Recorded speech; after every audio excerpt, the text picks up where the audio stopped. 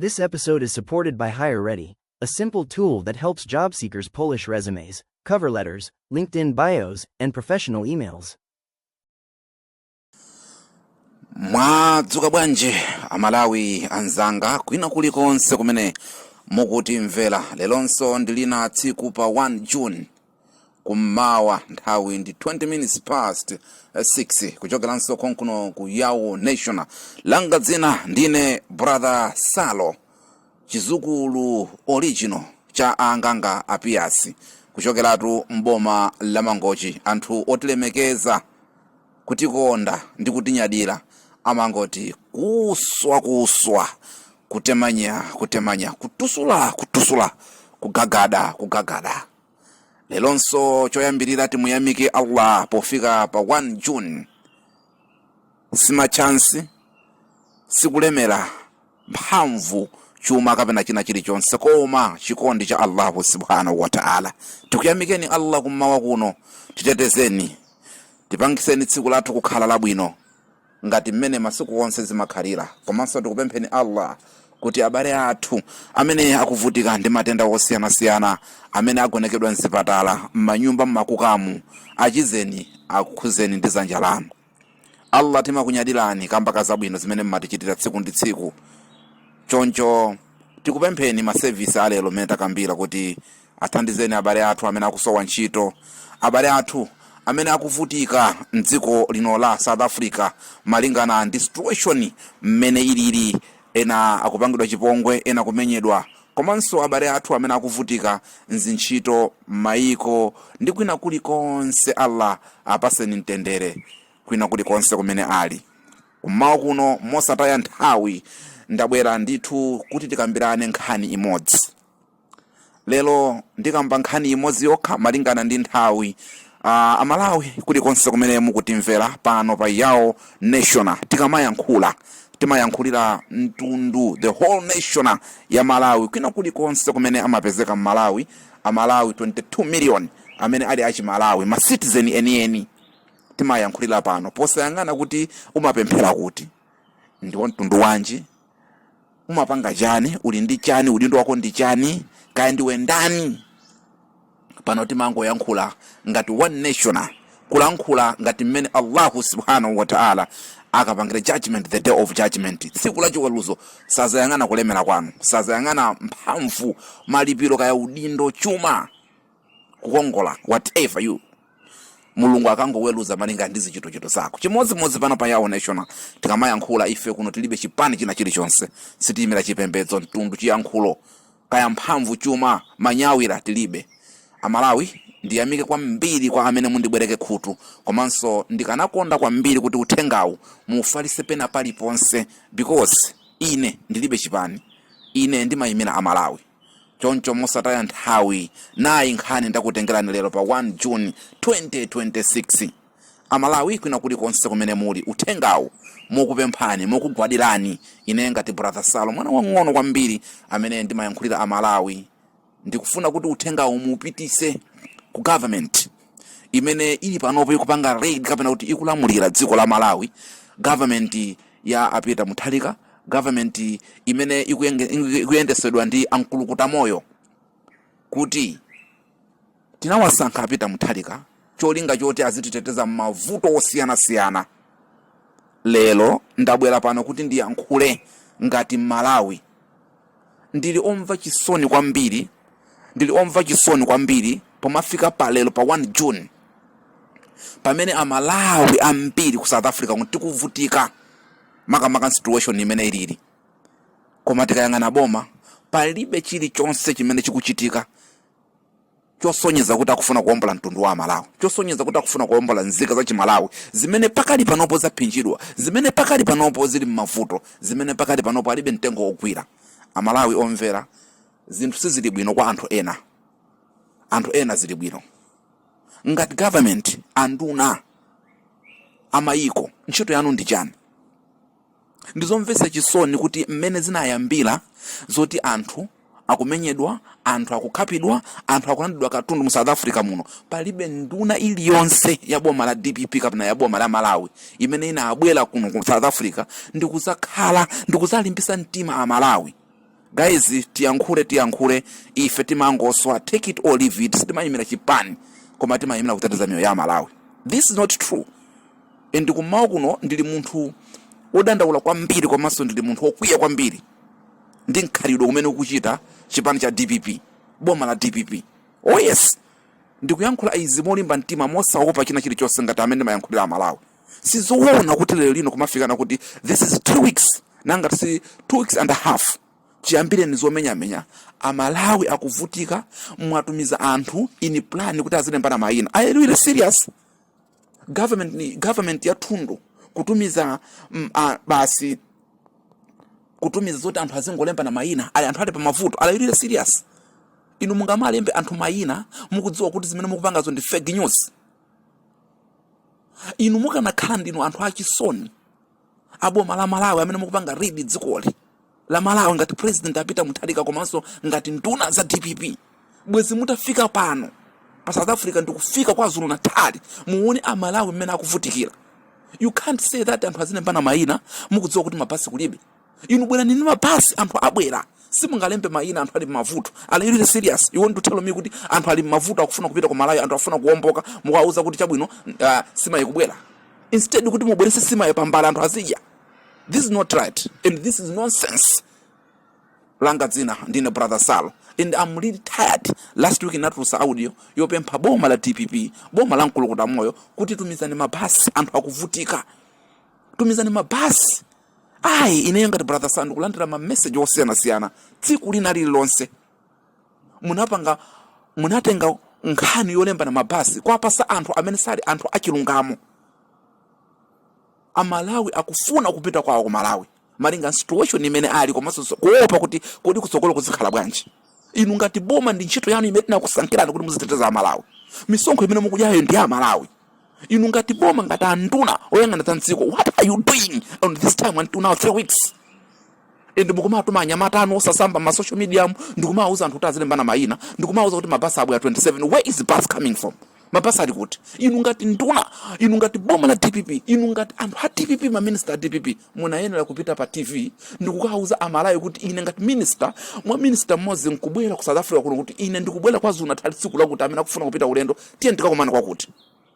Ambassador akayamu kuti ndani palibe chimene akuthandiza chilichonse. You can't waiting until now boma kumalemba mayina mpaka 2 weeks anthu ali mavuto. Are you really serious? Are you okay? And you waiting us kuti zikunyambitani. Inu anthu amene mmamenyera ufulu iyi ndi nkhani imene mukanayenera kuti mukhale pansi muziyankhula. Koma kumvese chisoni anthu amene nawo menyera ufulu amafuna ziyankhula za ndale. Nthawi zitamfuna ziyankhula za ndale kuti apezeke nakake. No, we are not here to fight kuti zipezeke nakake. Tili pano kuombola mtundu wa Malawi. And I said ine ngati brother Sallo lero ndi pa 1 June. Mukuyenera mutumize mabasi emergency 3 days isanati. aMalawi akuvutika still. Tikulandira ma message osiyana. Kodi akulemba kuti mabasi akubwera liti, kodi zikukhala bwanji. Anthu amene mwapasa contract kuti azilemba anthu ndi anthu kuti alibe chisoni, alibe chilichonse pena kukamba anthu akafusa palibe chimene chikuchitika. Ndaona pa social media pakutumizidwa mayina akuti machama ama province. What this nonsense? Machama ama province anthu akayimbira phone pakupeza kuti anthu ajena kumafuna ma airtime, ena kumafuna ma 200 rand, ena kuti ma passport nanga tibulibe, akuyankhula za nonsense. aMalawi akuvutika. People is suffering and you need help. And government you still just sitting and watching. I can't stand and watching this nonsense. And I stand here to talk to government of Malawi. You have to change your mind and send the bus here. People you need help. You like a government, you have to help people. Simunga kale mpaka pano minister nkale mmozi kapena deputy minister kapena kaunduna kana kaka nkubwera kwa Zulu Natal. Muone kuti anthu akuvutika bwanji ku export, anthu akufuna maulendo, anthu akuvutika bwanji ku Port Shepstone, anthu akuvutika bwanji Durban, anthu akuvutika bwanji kupita Maritzburg, anthu akuvutika bwanji madera osiyana sana Johannesburg, Eastern Cape, akuvutika anthu akufuna chithandizo cha images, not kulemba na mayina ngati mfuna mzee wapasa pa 5 kg achimanga. We can't stand and watching this. Tukunena kuti siti kupempha inu ngati government inu anthu ngati anduna mukuti home our foreign affairs kaya kuti angurizana amayiko, you have to work. And nduna ngati iyi ndi mene zakhalira pano imafunika kuti ichosedwe ntchito. Muyike nduna ina apo apita muthalika imene ngakuthandiza ndifuka inali emergency. Anzathu akugana anapita kale komanso ndege za soft. Ife kuti mutenge mabasi mwanyamule anthu mukubwera ndikumalemba mayina. What kind of this? Mungamalemba anthu mayina anthu akusowa pogona, mungamalemba anthu mayina anthu ena alibe chilichonse, mungamalemba mayina anthu akusakupita ku ntchito azije chani in the 3 weeks. Ndikumatuma anyamata osamba ma social media mukuti azina mapasa abwa 27. Where is the pass coming from? Mapasa ali kuti. And my office amene mukunemba kuti anungu akupanga zakuti nothing can help nothing. Sakuthandiza zinthu zonse mukuti akuti bungo la Africa ni chani Africa na chani. Inu mukudziwa aMalawi kumene ali kodi zaka zonse amapanga chani azinzanu. Sema bwela anthu mizikiti ku Durban kupoti kumafika kuti anthu mauza kuti anthu afuna amene akufuna apangeza kuti lero mukumatuma anthu panga zine pa mayina. Really serious. Azilembana mayina kuti yayi muzilembana mayina amene mukufuna ku Malawi munthu yo ndi ali mavuto alembana mayina mpaka 3 weeks. Onemba so mayina amatama ngati awo ena kuti kumafuna airtime ngwatika kuti agulukunyita amene wawo abo mala DPP. Guys, enough is enough. We can't watching and see this nonsense. But anthu amene ali ofunikira kapena amene odziwika amene mungawapasa ntchito imene komanso si ntchito kuti mungawapasa nduna kungochoka ku Malawi kukhala 3 days ndi papasi nkubwera ku Durban niko nduna kungochoka imodzi kapena deputy minister ndikubwera Joburg mundu kukhala 3 days anthu apakira anthu afuna maulendo, people crying want to go home and need your help government and you watching and this message sent to president of Malawi Uncle Kutamoyo and all the minister of DPP. We need help. Tumizani mabasi anthu akufuna kupita kwawo anthu tikufuna kupita ku Malawi anthu situation city bwino anthu still tikunena pano kungopeza na panjira ena angomenya makofi anthu angowamenya kwa panga zipongo zosiyana imufuna muzatumiza mabasi anthu atavula kale anthu atafa kale timayimba chiminingu njovu zisanafike ndinu mufuna muzatumiza mabasi anthu akuphedwa anthu ataphedwa chiulenge cha anthu ophedwa chili chambiri anthu ovula lale ambiri mbiri. Guys DPP apita muthalika tinakuvoterani kuti muthandiza aMalawi endi iti misonkho yathu sindrama zanu zamthumba tikudziwa kuti mulibe ndalama inuyo koma ife timadula misonkho every day timakuthandiza chili chonse timakulipirani pa mavuto ngati apa kuti mutithandize. Endi ndikuyankhula izizi I'm very angry kumwa kuno because kuona zimene zikuchitika kumva maripoti osiyana ndi mafoni ndi message amene ndikulandira every day anthu akufuna maulendo koma ndikafusa uku anthu akuti mapolo office akuti ku office kwa nungu akuti ndani akuti pa chairman akuti ku Eastern Cape akuti ku Durban akuti kutiko is nothing palibe chili chonse imene chikuchitika choti anthu ngomathandiza mungamalembe anthu mayina zona kumalemba anthu mayina paka 3 weeks. What are you paid? Ambassador palibe chimene akuthandiza. There's nothing you help you ambassador. Inu mukanakhala kuti ambassador othandiza ndi boma lanu la Malawi bwezi panopo tikuyankhula pano mabasi atabwera mabasi abwere ndiye muziti mabasi abwera ufuna muzika kwera usatatu muzilemba mayina mabasi asanabwera. What kind of this? And you want us to washing because of DPP and Kolokotamo? No. If you do right thing, we have to support you. But if you do wrong, this is wrong totally. People is crying to go back home because the situation is not right. And you take the kumalemba mayina malemba muzile mpesa kuno mwende passport eno kumafuna ma airtime kwa impira ayo ndikufuna airtime ya 200 rand kuti ndikulembeseni ndikufuna mwakutuma kuti you know that simukudziwa chifukwa chani mukhala ngati mutuan sikugwira ntchito ma minister DPP maka minister amene muli olumikizana ndi boma la mayiko inu mukana yenera situation imene ile kuja mubwere kunoko ku South Africa muzaona kwazo unathalemera kuvutikira anthu mukapabwera so mubweni mapasio mundiye muzauza anthu mupite pa TV mupite pa wireless SBC 1 kapena Zodiac kapena kuti mupite pamene kuti mukauza Malawi kuti ine ngati nduna ndikubwera ku South Africa amene akufuna kukwera ndikakhala ku Durban siku lakuti ndikakhala ku Johannesburg siku lakuti ndikakhala ku Port Elizabeth siku lakuti amene mukufuna muzibwera chifukwa anthu wali strangled ine ngakhale ma transport atakwera mwina kuchoka kumene amakhala kuti akafika ku Durban alibe koma mutafika ino mabasi ndikuwasumikiza anthu ndikuwapasa anthu oyenera ife ngatakina brother Sallo ngatakina Nthanyiwa ngatakina ndani ndikumalengeza usatiza ndalama iyayi ndikumalengeza kuti pa 15 anthu amene akufuna kupita ku Malawi and minister akubwera anthu abwera kumene kumakakwera basi koposa malemba mayina kwapasa akulukunyinda atompolombo anthu oti sakudziwa chili chonse nkhala kuti aMalawi amene akuvutikira sakudziwa. And I'm sick and tired of the message of the Malawian to ask tisipita liti mapasa akubwera liti ine ngati mmodzi amene makwera ntchito ndi boma. I'm telling you pakuyenera kuti apita muthalika komanso ndi boma lanu komanso ma minister a DPP komanso anduna amene mayang'ana mayiko akunja mukuyenera kupanga machawi. And I give you 24 hours kuyambira lero pa 1 June pamene pasifika fa 3 mubweni mapasi sitikufuna kuti anthu azitukana dzina lanu sitikufuna anthu aziononga dzina lanu apita muthalika ndikupanda kuti mukabwera mbasi 27 koma pasi ngakhale mmodzi kulibe. Are you really serious? Mungamana miza aMalawi kuti DPP atumiza mapasi makuti where is the bus?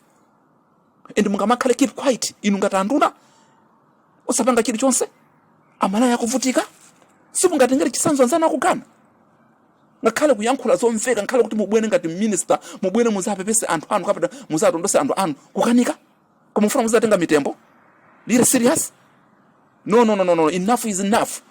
This is 3 weeks aMalawi akufuna ulendo zatenge na Malawi amene akufuna kupita amene sakufuna wazikhala okha ntinene pano kuti ulendo sukakamiza amene akufuna kupita ku Malawi according to situation yawo azipita amene sakufuna akhale koma boma litauza boma litathandiza kodi emergency jemapangira chani mukamati kumakhala emergency this is emergency mukuyenera kutenga ndalama za emergency zimene mmasunga ngati boma ndikusathandiza anthu amene wawo nthawi yambuyo mukunachitika mavuto osiyana anthu anapanga na munthu kwina kuti matoka na boma la MCP boma likusowa zakuti lero kuti mutenge mabasi mukusowa zoona ndalama apita muthalika are you really serious and we win iniyo mukuyenera kuti ife tizingokhala chete ndiye pali masapota ena a DPP amene kumasapota kuti mabasi abweradi where the bus pali kusapota wina wankhutu kumve that's why inesi masapota chipani chilichonse because of what ndimadziwa kuti anthu azipani ndi anthu akuba amafuna ife tikavotera basi thandizo timizida zanyengerera thandizo khala ngati kupempha kuma ndalama zili zathu anthu andale ndi anthu ovuta kwambiri anthu andale ndi anthu oti samamva m'mitu mwawo tinasankha boma cholinga choti ngati mavuto amene muzithandiza tikuyankhula tunkhani ya mabasi tikuyankhula situation imene ili ku South Africa lero ndi pa 1 June langa dzina ndine brother Sallo chenkala pwaga the leader yawo empire kuswa kutemanya kutusula nambala yanga ndi 071 099 1316 tikunena kuti anthu akuvutika kufuna maulendo anthu munalembalemba mayina mpaka lero and I'm sick and tired of my message aMalawi ambiri because ineyo ndimayankhula aMalawi akudziwa kuti pa social media pali anthu amene amayankhula akumati pasa busy kubati fusa ifeyo pomwe ife sitikudziwa chilichonse pomwe inu ngati government mukanayima ndikufika pa wireless ndikuwauza anthu osati zomwe apasa atombolomba ndikupita kwa anthu kuwauza kuti ine ngati minister kapita deputy minister kapita ine ngati namalomba ine ngati anavicha ine ngati ndani whatever you ndikufika ku Durban tsiku lakuti amene akufuna maulendo akonzekera kumene ku Durban holo kapena kwakuti ndikupita ku Port Shepstone kapena ndikupita ku Johannesburg tikakumane pakuti anthu aliledo kupita maulendo koma alibe ma transport simungamawale anthu mayina kuyembekeza kuti azalandire chimanga ndimakuponi this must stop and you must stop now sitili pano kunyengerera chilichonse sitili pano kusapota boma tili pano kusapota bomba pa zabwino tili pano kuzula bomba zonyasa this is very shame on you DPP government ndikatelo lelo ninafika ndiyo mweyi kuliuza boma la DPP osati kwape mpaka pena kwanyengerera kuti abwere emergency 24 hours pomafika pa free aMalawi amene akufuna ku Malawi azipita amene sakufuna akhale konkuno siti kufuna muziyankhula pano zoti ife mwakuti no simungakhale 3 weeks inu mabasi osabwera basi choka ku Malawi kubwera kuno kumayenda 1 day 2 days ili kunoko lero iniyo mwindi 21 days mwangokhala muli tambalale aMalawi azivutika azadula zala kuna aMalawi azivutika azimenyedwa aMalawi akufuna maulendo aMalawi akupanga survive mosiyana kuma boma lilipo zoona ngakhale kwatenga athu musilephera kwatenga athu mabasi kutira petrol government mukulephera lilo serious no this is nonsense and this must stop come here you give me I give you 24 hours muzatenga aMalawi amene akufuna amene sakufuna aziziona okha bola inu mutayesesa ngati government I think wakumva wamva osamva asamve take it or leave it wakumvayo azigulisa ntchito utenga umupitise ku government utenga umupitise kwa nduna utenga umasapota na DPP mwatumizira za ankolo wanu as minister anu amene mmadalira ife tili pano kuyamikira zabwino ife tili pano kuzuzula zoyipa ndikayankhula chonchi sikuyamba natulusa audio kapena ma audio awiri opempha boma la government la DPP kuti atumize ku Malawi atumize ku South Africa mabasi amene aMalawi akufuna athe kubwera koma until now mayina Mungu walemba anthu mukuti pasa pa social media pa za nonsense kubatumiza tu pasa abwera amukuti machamani we don't need that we need bus come here and make date kuti anthu abwere siku la kuti mupite pa wireless minister government of Malawi go to radio and announce kuti as a minister we come the day like this we want if anyone we need to go back home lady abwere. Thank you very much for listening. This is brother Sallo all the way from Mangochi kuswa God bless you.